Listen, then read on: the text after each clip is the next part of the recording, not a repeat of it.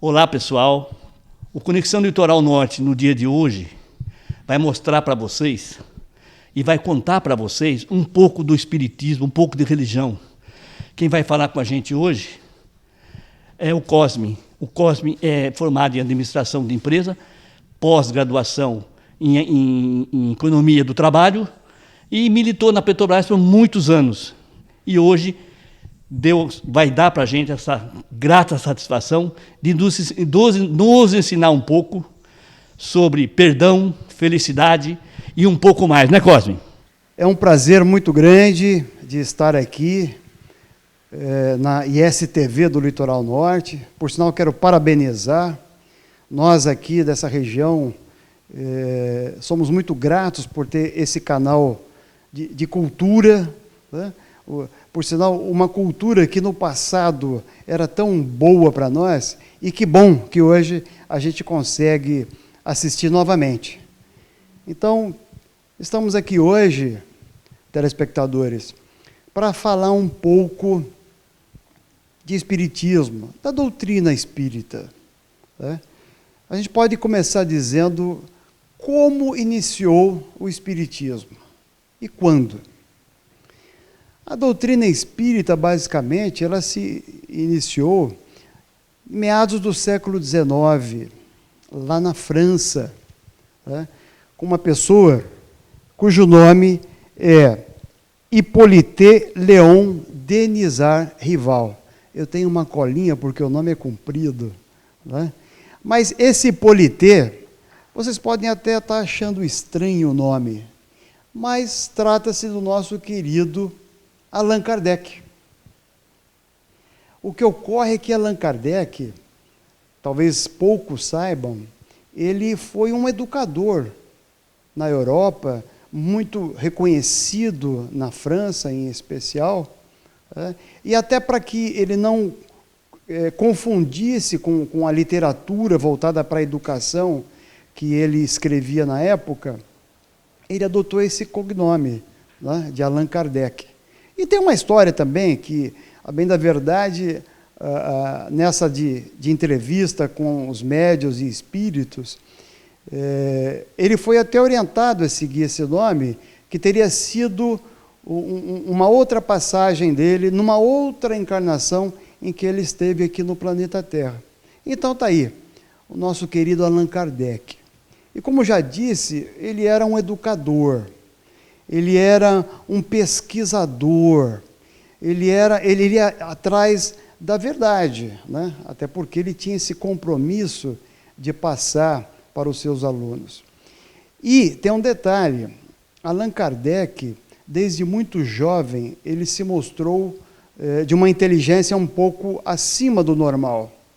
Aí ele foi estudar na Suíça, né? Ele estudou com Pestalozzi, o que nós conhecemos hoje do método Pestalozzi, e lá o próprio Pestalozzi já observou esse nível de inteligência que Allan Kardec tinha, e desde jovem Allan Kardec já começou a ministrar algumas aulas para aquele instituto. Mas aí como é que começou então o espiritismo? Allan Kardec começou a ter informações de algumas coisas que aconteciam na França e que chamavam-se de mesas girantes, né?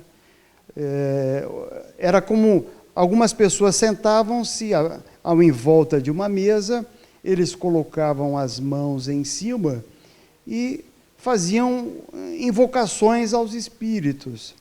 E essa mesa, ela se manifestava, né? Ela dava batidas, ela respondia às perguntas que eram feitas através dessas batidas, desses giros em que ela dava. E Allan Kardec achou aquilo, no mínimo, curioso, não é? Imagine ele, um pedagogo, né? Ele foi investigar isso. O fato é que ele foi verificar.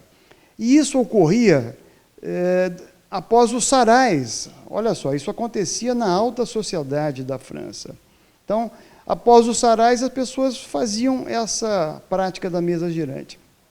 O fato é que Allan Kardec se entusiasmou com aquilo. né? Aí ele começou a utilizar as pessoas que participavam daquilo, o que nós hoje chamamos de médiums, né? Então ele começou a fazer perguntas para que as pessoas respondessem através dos espíritos que estavam ali se manifestando. E um outro fato curioso, as mesmas perguntas eram feitas para pessoas diferentes, em regiões diferentes, e as respostas, pasmem, eram as mesmas. Allan Kardec aí foi pesquisar a fundo nisso, né? E ele montou o que nós chamamos hoje de codificação. O que Allan Kardec fez? Ele pegou toda essa série de perguntas e respostas, né? Ele tabulou isso de forma, por assuntos comuns, né? E fez o primeiro livro, que é o Livro dos Espíritos. E eu arrisco dizer que esse livro, eu não conheço algum livro que tenha uma forma assim, didática tão diferente como esse. Por quê? Ele é feito de perguntas e respostas, né? Perguntas objetivas que eram feitas aos espíritos e respostas também esclarecedoras. Esse livro tem 1019 perguntas e respostas. Olha que coisa interessante essa metodologia. E é o que nós estudamos até hoje, né? E, na sequência, Allan Kardec fez mais outros 4 livros importantes e que nós estamos debruçados atualmente em cada um deles, né? Agora, falando já um pouco mais da doutrina, né? A gente tem que destacar o seguinte: o Espiritismo a gente não pode considerar como uma religião isoladamente, né? Porque não é uma religião.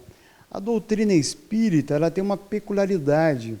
Ela tem 3 grandes bases, que é a religião, a filosofia e a ciência. Vejam só que interessante, que aí entra, inclusive, a coisa da ciência, né? A ciência entra aí para desmistificar muita coisa, em que quando a gente fala de espiritismo, dá a impressão que são coisas sobrenaturais. Mas, a bem da verdade, exatamente ao contrário. Nós estamos falando exatamente de fenômenos da própria natureza, Outra coisa que a gente tem que destacar quando fala do Espiritismo, que uma base também que tem o Espiritismo é o aperfeiçoamento do homem. Essa é a grande meta da doutrina, né? O aprimoramento moral nosso, né? E a doutrina, ela vem a responder aquelas 3 perguntas que muitas vezes a gente não encontra respostas, né? Ou seja, de onde nós viemos, o que estamos aqui fazendo e para onde nós vamos. E a doutrina, de forma bem clara, nos responde isso, né? De onde nós viemos? Nós viemos, eu gosto de chamar, inclusive, da nossa família espiritual, né? Nossa família espiritual. E o que nós estamos fazendo hoje, e aqui na Terra? Nós estamos aqui para melhorar. Nós estamos aqui para fazer o bem. Nós estamos aqui para o nosso aprimoramento moral. E para onde nós vamos? De volta à nossa família espiritual. Mas aí alguém pode perguntar, mas Cosme, e esse processo veio de onde, está aqui, volta, como é que é isso? Existe uma coisa que nós chamamos que é a reencarnação, o processo reencarnatório, que eu particularmente encaro assim como uma lógica muito grande. Então, nós voltamos aqui para reparar, né, alguma coisa de grave que tenhamos feito. A bem da verdade, é para que a gente se torne uma pessoa melhor. É essa a grande máxima da doutrina. É praticar o bem. É praticar o bem. Né? E quando eu falo de praticar o bem, a gente está falando de virtudes, né? E eu gosto muito de sempre mencionar uma definição que eu aprendi de virtude numa outra entidade que eu participo e de estudos, e que é legal. Vejam só, virtude é uma disposição da alma que nos induz a praticar o bem. Olha que legal. O que está dizendo aí? Que nós já temos essa questão do bem, talvez até adormecida nos nossos corações, mas ela está lá, está na nossa alma, está no nosso espírito. E aí vem então a doutrina espírita nos motivar a essa prática do bem. Não. E nesse processo, a gente tem uma coisa que chamamos de reforma íntima. Não tem como a gente deixar de falar isso quando se trata do Espiritismo. A gente está falando de aperfeiçoamento moral, mas de forma prática. Como é que eu faço isso? E é a tal da reforma íntima. Né? E essa reforma íntima, nós também temos até uma dinâmica para que a gente possa fazer. Eu gosto muito de citar um outro livro psicografado por um espírito que chama-se de Hermance Dufour, através de um médium brasileiro, Vanderlei de Oliveira. Esse livro chama-se Escutando os Sentimentos. Né? E tem um detalhe interessante. Hermance Dufour foi uma jovem mulher que lá no século XIX trabalhou com Allan Kardec, com o Hippolyte, como eu disse no início. Né? Ela trabalhou com ele até quando ele desencarnou, e ela deu continuidade até um trabalho que, quando Allan Kardec faleceu, ele estava desenvolvendo um editorial que era a Revista Espírita, né? Lá na França, que ele inclusive tinha montado a primeira sociedade espírita lá na França. Mas um grupo de pessoas adeptas ao espiritismo continuaram aquele trabalho, e uma delas foi a Hermance Dufour. E essa mulher, ela nos brindou com algumas psicografias, e uma delas é esse livro, tá? Escutando os Sentimentos. E nesse livro eu aprendi um negócio legal. Quando a gente fala de reforma íntima, esse espírito nos dá algumas dicas. Ela chama, inclusive, de ideias centrais. Né? Ideias centrais. Qual que é a primeira dica? O autoconhecimento. O autoconhecimento. A gente tem que fazer um diagnóstico da gente mesmo. Mas tem que ser aquele diagnóstico sincero, né, gente? Porque a gente tem uma tendência de falar aquilo que nós temos de bom, não é um fato? Se alguém me perguntar aqui, Cosme, fala um pouco de você agora. Eu vou falar, não, eu sou um bom pai, eu sou um bom marido, hoje eu sou um bom avô, eu sou trabalhador, me considero uma pessoa honesta, e assim vai. Mas, quando ela sugere esse autoconhecimento, é a gente ver aquilo que está incomodando a você, aquele comportamento que incomoda os outros. Né? Por isso que eu digo, a gente tem que ser sincero. Tá? Segunda dica, fez o levantamento, né? Você tem que amar você. Você tem que ter um amor próprio. Parece estranho, né, essa sequência, mas faz sentido, você sabe por quê? É possível que quando você faça esse seu autodiagnóstico, você levante tantas mazelas suas, tanta coisa ruim, que você acha que não vai conseguir melhorar aquilo. Você pode até desistir da sua reforma íntima. Aí ela vem e fala, não, você tem que se amar do jeito que você é. Eu amo o Cosme que eu sou hoje. Então vamos lá. A terceira dica. né? A terceira dica. Que agora alguém pode estar até achando o seguinte, mas Cosme, isso aí parece cômodo, né? Primeiro você faz o seu autodiagnóstico, né? E descobre um monte de coisa ruim que você tem. E você se ama. E acabou. E tem mais, quem quiser me amar, tem que, né, do jeito que eu sou. Mas não é isso, porque aí ela vem e nos diz que a gente não pode estacionar. Nós não podemos parar o nosso processo evolutivo. A gente tem que arregaçar as mangas e ir adiante. A gente tem que dar o primeiro passo nesse processo de melhoria, né? Não é para parar, não. Legal? E quarta e última dica, essa é tranquila, é o planejamento. Tudo que a gente faz na vida tem planejamento, não é, pessoal? Até a ida ao supermercado, quem, né, não anota ali num papelzinho, em algum canto, né, o que você vai ter que comprar. Enfim, toda a nossa vida tem um planejamento. Então, está aí a ideia. Sabe como? E a ideia é fácil. Você pega um pedaço de papel em branco, ou se você é adepto ao celular, né? Meu celular, por exemplo, tem lá o Notes Keep, mas pega um papel em branco. Anote ali tudo aquilo, aquele comportamento seu que te incomoda, que te faz mal, e sempre lembrando, e que incomoda o próximo. Né? Põe lá, relaciona. Fez essa relação? Coloque embaixo o comportamento esperado. Eu gostaria de ser menos agressivo, eu queria ser mais tolerante, mais resiliente, etc, etc, etc, etc. Põe lá, é um planejamento. Está fácil? Não está fácil? Né?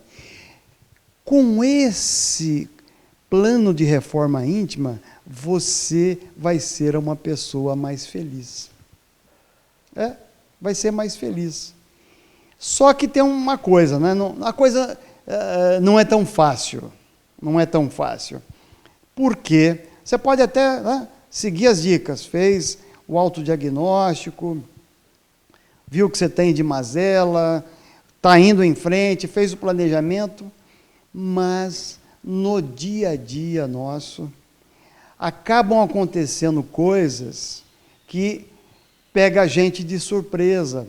A gente acaba sem saber como seguir aquele roteiro. Né? Isso acontece na vida da gente. E aí a gente se torna infeliz.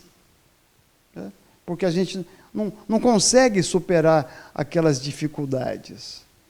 E quando a gente fala de felicidade, a gente tem que trazer junto também a ideia do perdão. Só estou adiantando, mas a gente vai comentar um pouco mais adiante sobre o perdão. Né? Porque o perdão, ele nos alivia, ele nos deixa alegre, nos deixa feliz. Mas a felicidade, vamos lá, felicidade. Quando a gente fala de felicidade, não tem como a gente pensar naquela frase, né? Que o dinheiro não traz felicidade. Não é isso? É um fato, o dinheiro não traz. Mas aí eu gosto de brincar dizendo, mas a falta dele também não. Né? A falta dele também não. A questão é como nós fazemos a gestão, né, no caso do dinheiro ou dos bens materiais que nós temos. Né? Isso é que vai fazer a diferença e que vai contribuir para a nossa felicidade ou não. Né? E, quando também falamos de felicidade, eu aprendi uma coisa, também nesse livro, Escutando os Sentimentos, que nós temos níveis de felicidade. Olha que interessante isso. A gente nasce com um determinado nível de felicidade. Então, eu vou dar um exemplo meu de vida. Né? Lá, quando eu nasci, há 62 anos atrás, eu nasci com um nível de felicidade. Né? Eu vou encurtar um pouco a história, porque senão tem muita coisa para contar, né, gente? Vamos lá, eu vou trazer a minha linha da vida para 27 de dezembro de 2011. Nessa data, mamãe faleceu. Minha mãe desencarnou, como eu disse, foi embora antes do combinado. Não é? O que aconteceu naquele momento, e quem já perdeu um pai, uma mãe, sabe disso. Para onde vai o nosso nível de felicidade naquele momento? Vai lá embaixo, vai lá no fundo, lá no fundo. E às vezes dura por muito tempo. A gente fica ali, perdido, desesperado. Isso aconteceu comigo, pode acontecer com muitos que estão nos ouvindo. A felicidade vai lá embaixo. Mas, né, nada como o tempo, a gente fala isso. Né? A gente vai retomando aquela situação. Não é assim? Quem já perdeu um ente querido sabe, demora. Mas a gente vai voltando naquele nível de felicidade. Mas, tem um detalhe. Eu aprendi que, no meu caso, quando eu vi que mamãe já tinha ido, mas que ela deixou um legado para mim, né? O que ela me deixou em termos de humildade, de transparência, de respeito, de entendimento, né? Isso me ajudou na minha vida, e quando eu estava recuperando aquele meu nível de felicidade, eu falei, opa, legal, né? Mamãe contribuiu muito para que eu me tornasse a pessoa que eu sou hoje. O que aconteceu ali? O meu nível de felicidade subiu um pouquinho. Percebe quando eu falei lá do início? Aí ele subiu um pouquinho. Seguindo essa minha história, agora eu vou para dia 7 de setembro de 2012, praticamente um ano depois. O que aconteceu comigo? Eu me aposentei com 53 anos. Já tinha tudo pronto, já tinha mais de 40 anos de trabalho. Como já disseram, na Petrobras, só na Petrobras eu tive 35 anos, né? E depois que mamãe se foi, eu comecei a pensar um pouco melhor nisso, sabe? E resolvi, estava com o tempo, etc., me aposentei. E aí, falo de novo, quem já aposentou sabe disso, né? Quando eu me aposentei, o que aconteceu com o meu nível de felicidade? Foi lá para cima. É maravilhoso, né, gente? É como se tivesse uns 3 meses de férias prolongadas. Não é assim? Quem aposentou sabe do que eu estou falando. É uma maravilha, não é? Mas, chega um ponto, o que acontece? Esse nível de felicidade, ele vai voltando ao ponto normal. Não é assim? Não é? Só que, tem mais um detalhe. Na medida em que eu tenho aquele sentimento do dever cumprido, dos meus 40 anos de trabalho, da forma lícita que eu fiz a minha missão, com ética, né, com respeito, com seriedade, né, aquilo me enche de motivação e alegria. O que acontece? Aquele nível de felicidade, ele volta, mas já não é naquele mesmo anterior. Então, o que eu estou dizendo com isso? Nesses altos e baixos da nossa vida, e que todos nós estamos sujeitos, não é? A gente tem que aprender em cada um deles. Não é? A gente tem a tendência de aprender só na felicidade, ou às vezes nem reconhecer aquilo, ou de achar que aquele pico lá do fundo do poço foi terrível, foi, mas é tudo um aprendizado. E se a gente raciocinar assim, cada vez mais a gente vai atingindo uma maturidade de felicidade e uma maturidade moral. Porque é aí que eu quero encerrar esse primeiro bloco, fazendo essa relação. A felicidade, ela tem a ver com o nosso nível de aprimoramento moral. Tá legal? Então agora, pessoal, nós vamos ter um pequeno intervalo e já voltamos. Não saia daí, porque na sequência a gente vai falar do perdão.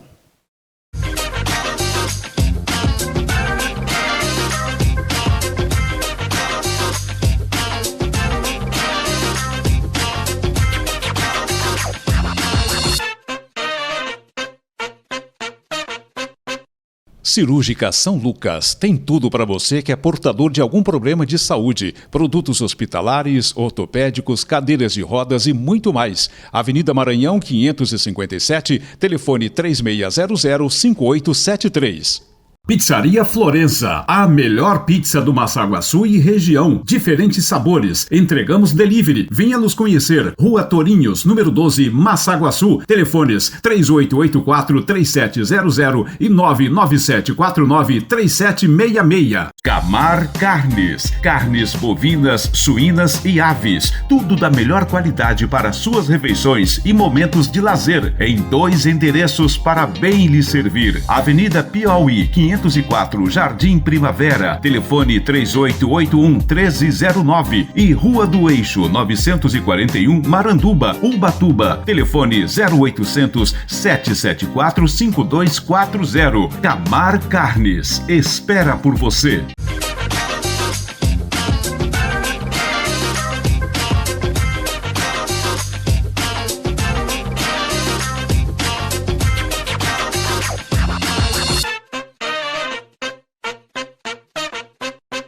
Olá pessoal, estamos voltando, tá, à nossa reflexão do dia e vamos dar continuidade agora falando do perdão. Né?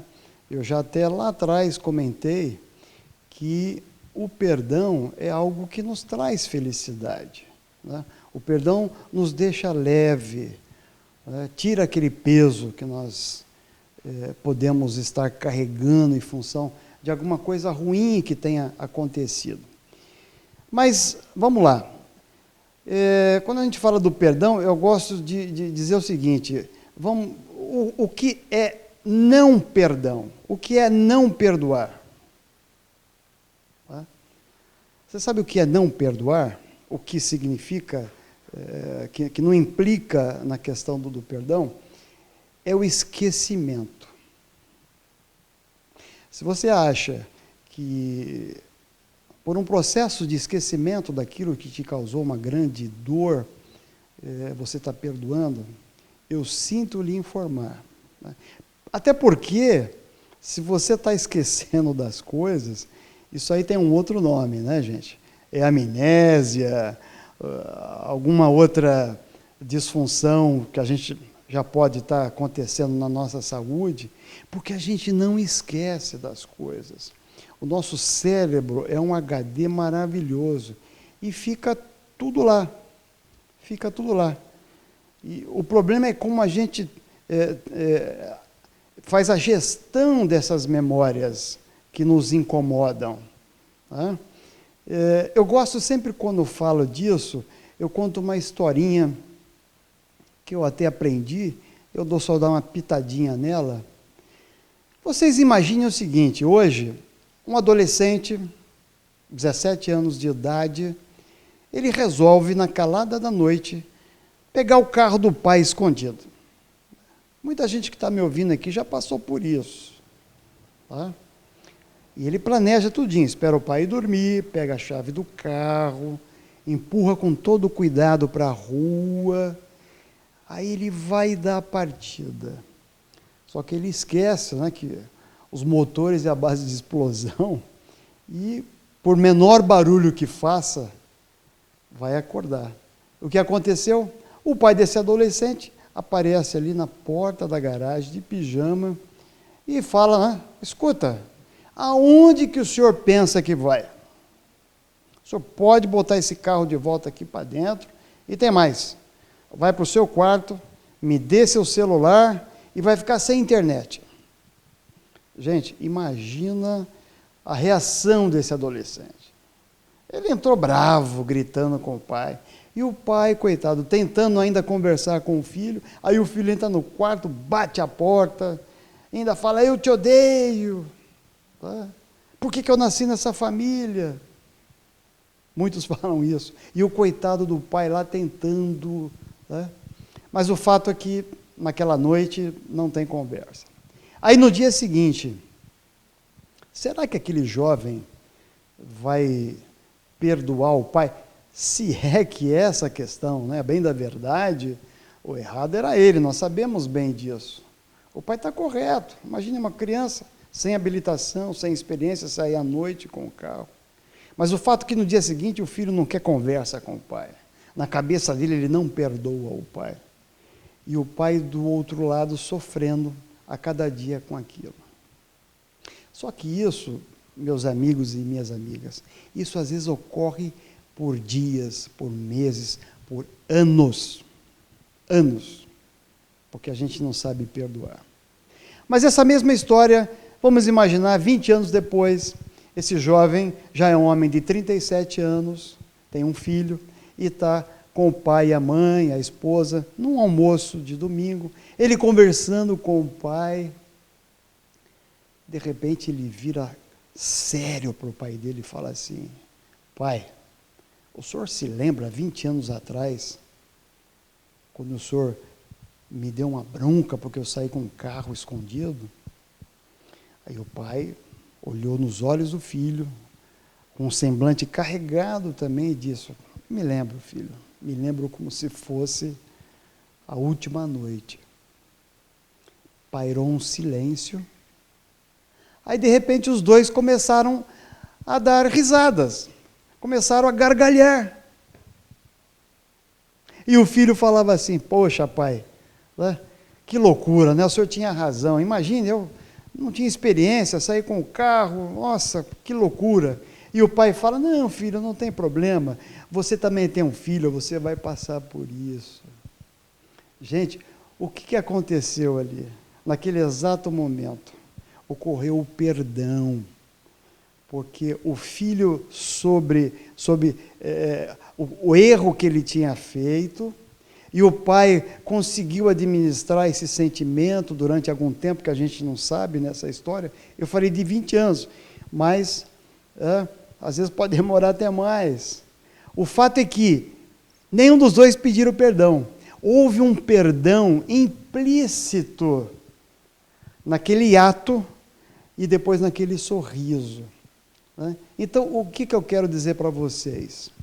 Por mais grave que seja aquilo que tenha acontecido com a gente, né, que alguém tenha feito, a gente tem que entender alguma coisa daquilo, no mínimo de que aquilo vai servir para me fortalecer, tá?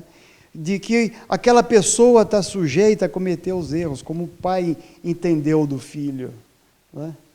Porque isso vai me ajudar a praticar o perdão, isso vai me deixar mais suave, mais leve. Mas não é fácil, eu sei disso. E quando a gente fala do perdão, aí eu falo assim: e por que a gente não perdoa? Porque existe uma coisa terrível que chama-se ressentimento.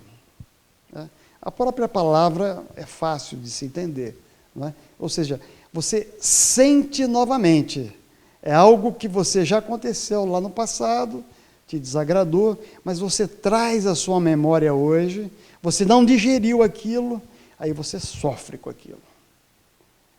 Aí você guarda de novo, depois de um tempo, você traz de novo aquilo. É terrível.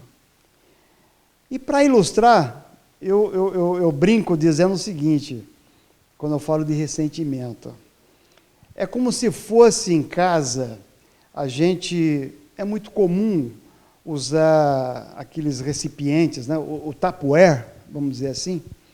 O que sobrou da comida, né? Aqui em casa, pelo menos, é assim. Eu e minha esposa guardamos lá na geladeira. Sobrou feijão? Põe ali no Tupperware. Só que, às vezes, a gente esquece, né? Aí vai fazer aquela limpeza na geladeira, você vai tirar e viu que esqueceu aquele feijão. Quando você abre, ele está azedo. Não é um fato? Aí já foi. O que você faz? Joga aquilo, limpa todo aquele recipiente, água quente, detergente, etc. Mas aquele cheiro não sai. Aí você até desiste, seca, tampa aquele Tupperware e guarda. Né? É interessante porque Tupperware você dificilmente joga fora, né? Se ele está legal, você ainda quer preservar. Mas você guarda aquele.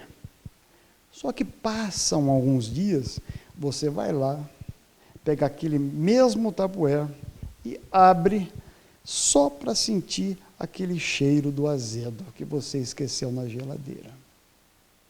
Você tampa e guarda de novo. Isso é o ressentimento.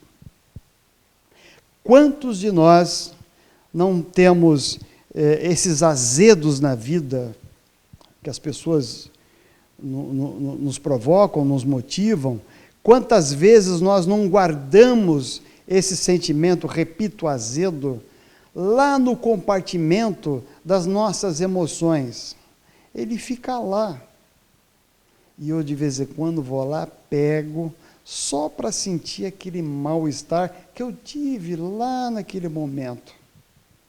Então, isso é uma coisa que nós temos que ter cuidado. Nós temos que administrar esse ressentimento. Porque aquilo fica um ciclo vicioso. Vai e vem, vai e vem. Mas é uma coisa importante quando a gente fala dessa relação felicidade e perdão, né? Muito bem. E quando a gente fala também das nossas emoções, né, dos nossos sentimentos, porque até agora a gente está falando disso, de pensamentos, né, de pensamentos.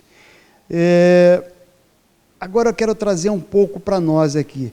Eu citei aqui livros psicografados, não é isso? Citei Allan Kardec, que fez uma obra maravilhosa, 5 grandes obras importantes, né? Mas nós temos um brasileiro, né? O nosso querido Chico Xavier.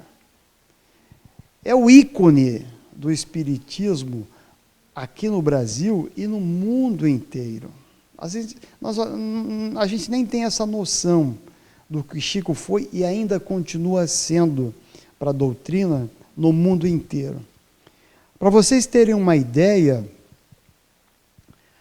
vocês têm ideia de quantos livros Chico Xavier psicografou? Mais de 450 livros. Repito, mais de 450 livros. Você consegue achar fácil na internet, né? E psicografado por espíritos de luz, né? Tem um espírito que sempre acompanhou Chico, que o intuiu muito, que chama-se Emmanuel. Emmanuel, né?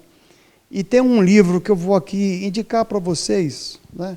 Mas tem, repetir, não é? 450 livros. É um livro que nós, ao longo desse ano, na Casa Espírita em que nós aqui trabalhamos, aqui em Caraguatatuba, que é a Casa Espírita Cristã, Dr. Bezerra de Menezes, e também fazemos palestra na Casa Espírita Amor e Caridade, que é a casa mais de 70 anos aqui em Caraguá, né? Ou seja, o espiritismo aqui na nossa região é muito forte. Então a gente estudou esse livro, cada capítulo, e foi apresentando as palestras, etc. E tem uma coisa que me chamou a atenção lá, que é sobre as afeições. Afeições, né? Isso tem a ver quando a gente fala de felicidade, quando a gente fala do perdão, quando a gente fala do nosso aprimoramento moral. Porque ele cita as afeições, né, nessa perspectiva do nosso aprimoramento, da nossa retificação moral. Porque, vejamos, afeição, o que é afeição? Afeição é você gostar de alguém, não é? Nós estamos falando de ter simpatia por alguém, não é? E é até interessante que às vezes a gente tem uma simpatia por uma pessoa que não é nem da família, a gente não consegue explicar, tem uma afeição por alguém que eu não tenho laços consanguíneos, mas aí a doutrina, através do que nós já falamos do processo reencarnatório, né, nos explica que essas simpatias, ela vem ao longo de toda a nossa existência, não só nessa, como em outras, em que a gente vem acumulando essas afeições. E são com elas que nós vamos que vai ajudando o nosso aprimoramento moral. Por quê? Nós precisamos nos relacionar, nós precisamos viver em grupos. Né? Então, na medida em que eu exponho o que eu estou sentindo para uma pessoa, e aquela pessoa da mesma forma comigo, ali nós vamos verificar as nossas diferenças. E nós vamos ter que dar uma equalizada nisso. Nós vamos ter que equilibrar isso, para que a gente possa ser feliz, para que a gente possa viver em harmonia. Né? Quando eu falo disso, eu tenho um exemplo que eu gosto sempre de falar. Né? Jesus, né? Independente de que segmento religioso a gente esteja falando, mas Jesus nos deixou assim grandes exemplos. E quando eu falo desse trabalho em grupo, em equipe, o melhor exemplo para mim foi de Jesus, em relação aos seus apóstolos. Tá? Por quê? Alguém pode falar assim, mas, poxa, Cosme, Jesus, que era um cara, né, inteligente, né, tinha uma sensibilidade, ele escolheu a dedo os 12 apóstolos, não é? E quando a gente fala assim, dá a impressão que ele escolheu as pessoas de comportamento mais ilibado, de moral elevada. Não é? Mas se você pegar a história de cada um desses apóstolos, eram pessoas diferentes, com distúrbios emocionais, desequilíbrios e etc. Mas Jesus percebeu que ele precisava daquelas pessoas para divulgar as boas novas dele. E ele, olha só que sacada, que legal, ele desenvolveu um grau de afeição igual com todos eles. Com todos eles. Até com aquele que o traiu, até com aquele que o negou por várias vezes. E por que eu dou esse exemplo? Aí, trazendo aqui para nós, hoje, às vezes a gente tem algumas pessoas dentro da nossa família, né, que a gente não consegue ter essa afeição, que a gente não consegue ser feliz, que a gente não consegue perdoar, porque a gente acha que a pessoa é difícil, que a pessoa é estourada, é grossa. Eu tenho essa percepção. Né? Mas é exatamente com essas pessoas, a exemplo de Cristo, que nós vamos ter que desenvolver essa afeição. Nós vamos precisar dessas pessoas para o nosso aprimoramento moral. Né?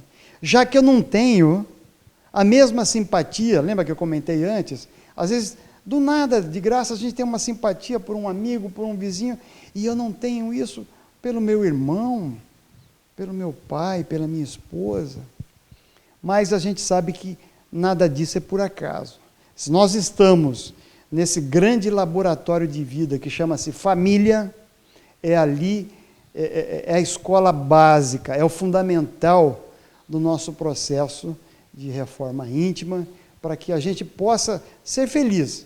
Já perceberam? Se você não é feliz, se você não perdoa aquilo que está dentro do seu círculo familiar, lá fora vai ser muito mais difícil. Muito mais difícil. Tá?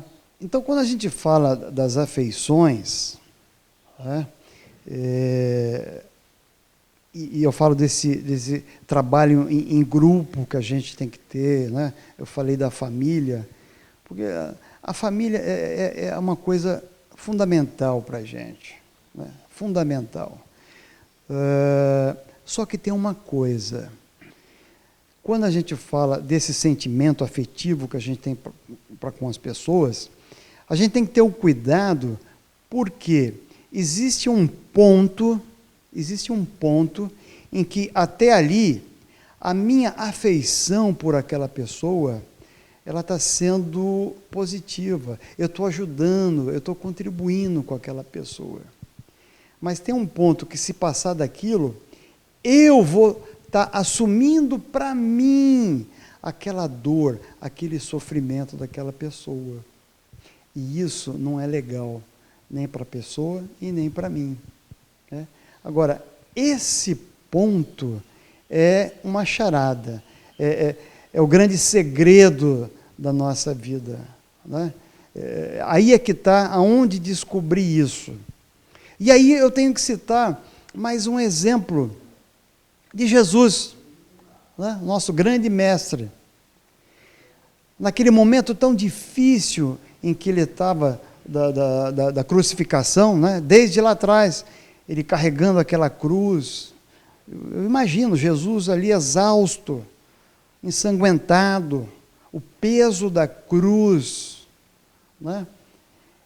E olha, não há relato nenhum de que Jesus tenha pedido ajuda. Ele podia muito bem, né, para alguém falar, poxa, isso aqui está pesado, eu não aguento, me ajuda. Não, negativo. Pelo contrário, tem passagem de Jesus, nesse momento em que ele carregava a cruz, e foi até a sua crucificação, que ele questionava as pessoas, ele falava assim, por que choras?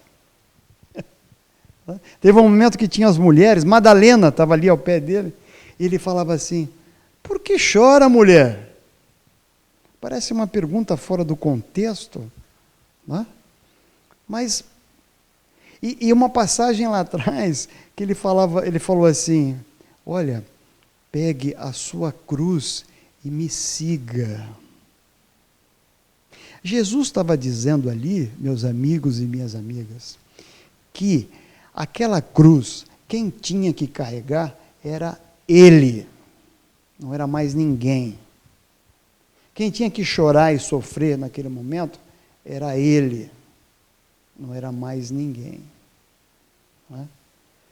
Então aí, percebem? Eu sei que é difícil a gente identificar esse ponto, né? Mas isso é uma coisa que nos traz uma infelicidade muito grande. E se a gente acha que não conseguiu ajudar aquela pessoa, a gente não consegue. Agora a questão do perdão, o auto-perdão. Né? E quando a gente fala da família, né, repito de novo, a família, a coisa fica bem mais pesada.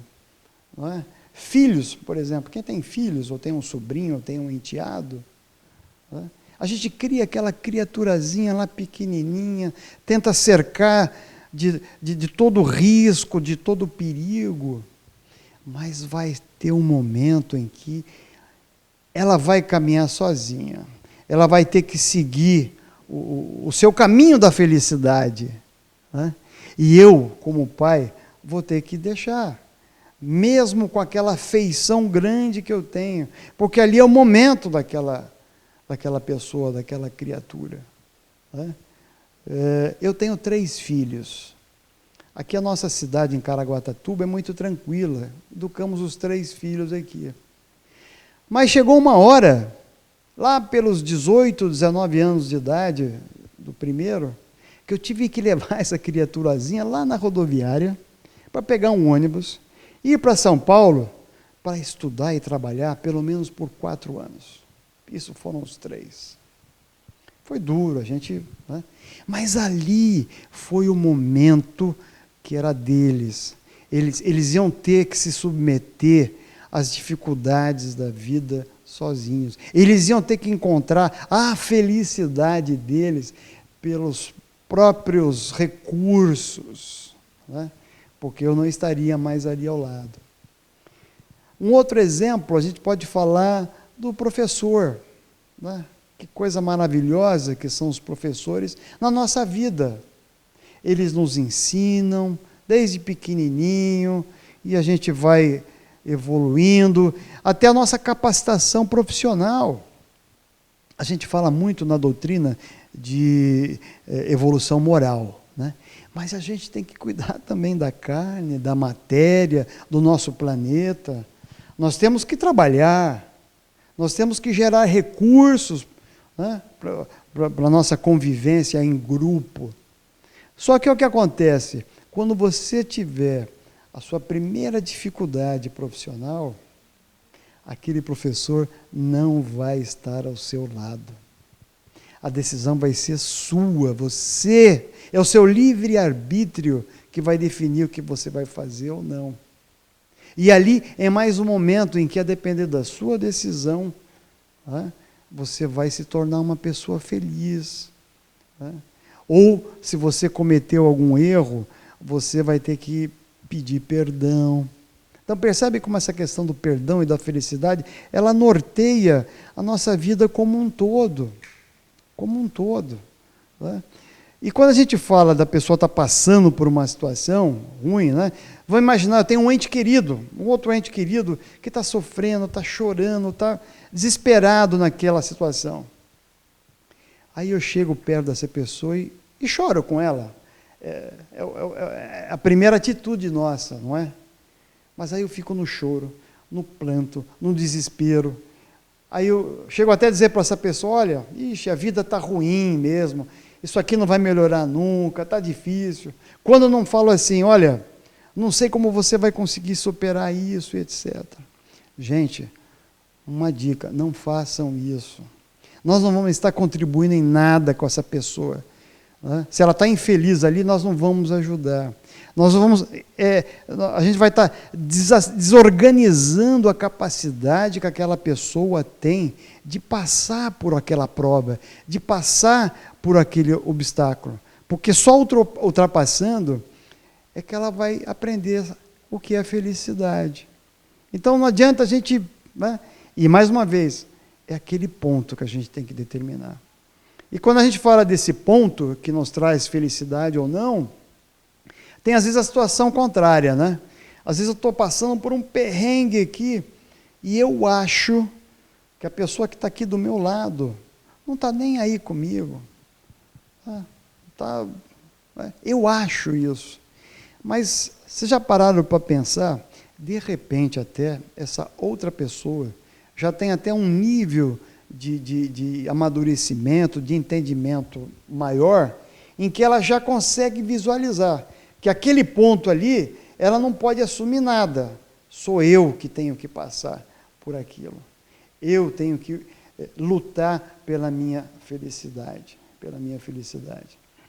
E a gente na doutrina espírita fala muito, né, de passar por provas, né, obstáculos. A gente usa muito o termo de provas, né, provas, expiação, porque a gente entende que o nosso planeta Terra ele é classificado como assim, né?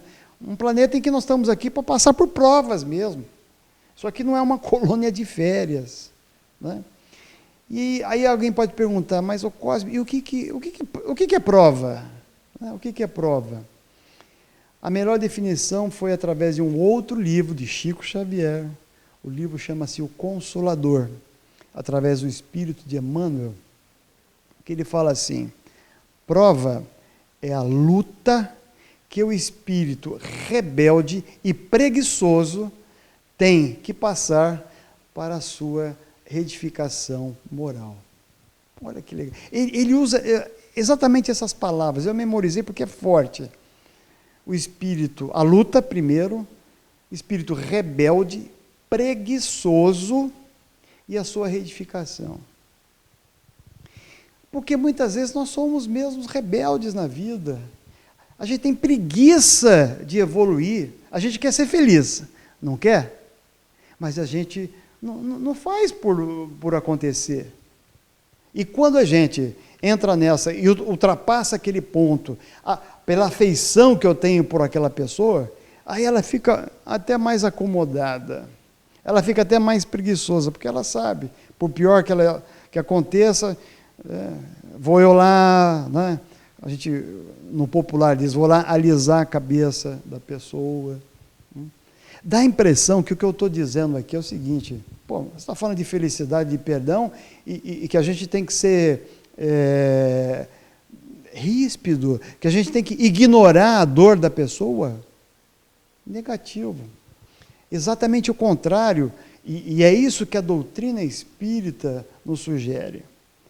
O que nós temos que fazer é a nossa amorosa assistência. Eu acho que essas duas palavras, elas fecham e definem um pouco mais esse ponto onde eu vou estar contribuindo para a felicidade daquela pessoa. Amorosa assistência. Por quê? Assistência, eu estou lá assistindo, mas assistindo como moderador, como uma ideia positiva, não é? E amorosa porque tem que ser com amor. Tem que ser com amor. Não é? Aí você pode falar assim, mas, poxa, se eu não estou me comportando desta forma, então eu não estou agindo com amor com a pessoa. Né? E quando a gente fala do não amor, o oposto do amor, a gente é induzido a achar de forma errada que o amor, o oposto do amor é o ódio. Mas não é o ódio. Eu custei para entender isso. E há quem estude até e diga que o ódio é um amor doentio. Vocês sabem o que é o oposto do amor? É a indiferença. E isso nós não podemos ser com as pessoas. A gente até, aquela afeição que transborda, mas nós temos que acudir àquela pessoa, mas saber exatamente qual é o ponto em que ali ela tem que passar por aquilo. E fazendo o desfecho um pouquinho aqui desse nosso bate-papo, quando a gente fala de felicidade, de perdão, às vezes a gente dá a impressão que as coisas, que está tudo errado nesse mundo, que não melhorou nada, até porque, infelizmente, algumas mídias nos mostram dessa forma, mas não é assim. Do ponto de vista da doutrina, por exemplo, não é, até porque o espírito ele vai se desenvolvendo, ele nunca regride. E outra, quem está no comando é Deus, e Ele quer o nosso bem. Isso vai depender só da minha performance, da minha forma de encarar as coisas. E aqui eu trago para vocês, existem hoje, por exemplo, pesquisadores na Universidade de Oxford, por exemplo, eles afirmam através de estudos de que o índice de bem-estar humano tem melhorado ao longo dos anos. E tem um livro, esse aqui, anotem aí, Os Anjos Bons da Nossa Natureza. É um livro de 800, 900 páginas. Vou repetir, Os Anjos Bons da Nossa Natureza. O autor é um canadense, Steve Pinker. O que ele fez? Ele fez uma pesquisa com evidências, com dados estatísticos, de que o mundo está melhorando. Então, eu quis dizer isso, porque senão fica uma falácia, porque a espírita está dizendo que está tudo melhorando. Não, existem evidências aí. Hoje, nós não somos o que nós éramos há 10, 20, 30 anos atrás. Nós somos pessoas melhores, sim.